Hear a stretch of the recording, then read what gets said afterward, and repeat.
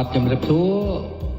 ប្រិយមិត្តមិត្តទស្សនិកជនជាទីមេត្រីនិងជាទីរាប់អានបាទសូមជូនបទទី2បាទអោស្នេហាអូស្នេហាអើយយំហើយព្រលឹងអូនស្ដាប់ចំរៀងរៀនត្រីស្ងាត់ឈឹងព្រលឹងបងច្រៀងបំពេថ្លើមថ្លៃ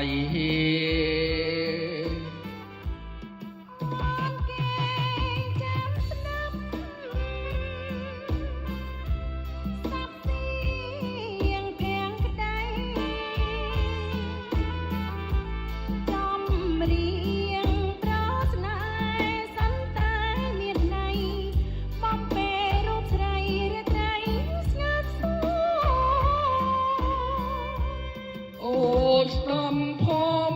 វិយោងួចធ្ងោបំពេអូនភ័ក្រអើយភ័ក្រត្រង់មិនដែលប្រពន្ធមិនតែរូបអូនដែលគប់ចិនដា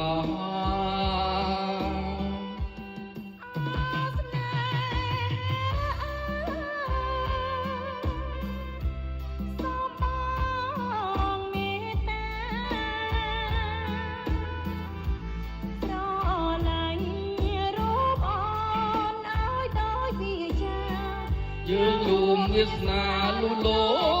ករលាយ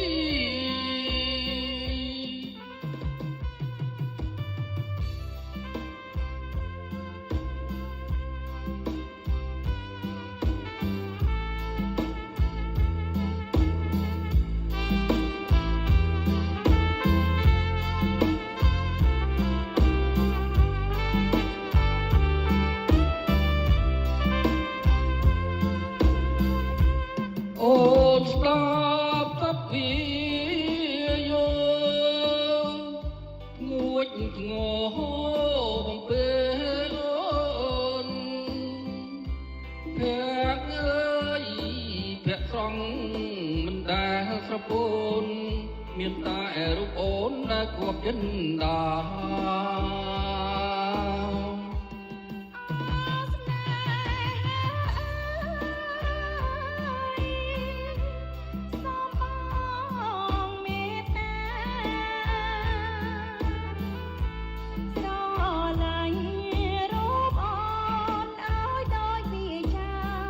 យើងរួមវាសនាលូលីអូកលាយ